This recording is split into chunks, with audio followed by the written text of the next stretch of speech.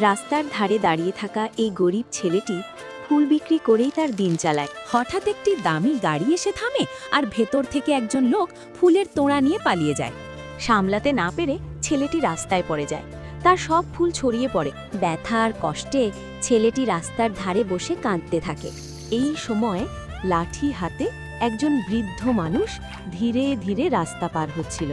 হঠাৎ বৃদ্ধ মানুষটি হোঁচট খেয়ে রাস্তায় পড়ে যায়। নিজের দুঃখ ভুলে ছেলেটি দৌড়ে গিয়ে বৃদ্ধ মানুষটিকে তুলে দাঁড় করায়। খুশি হয়ে বৃদ্ধ মানুষটি ছেলেটির হাতে একটি পুরনো কাগজের পার্চি তুলে দেয়। জঙ্গলের ভেতরে সে একটি নির্জন জায়গায় অন্ধকার গুহার সামনে পৌঁছায়।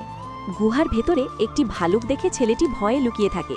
কিছুক্ষণ পর ভালুকটি চলে যায়। তারপর গুহার এক কোণে সে অনেক সোনা আর প্রাচীন মুদ্রা খুঁজে পায়। শেষে সেই সম্পদ দিয়ে ছেলেটি গরিব শিশুদের খাবার দেয়। সবাই একসাথে হাসি মুখে খায়।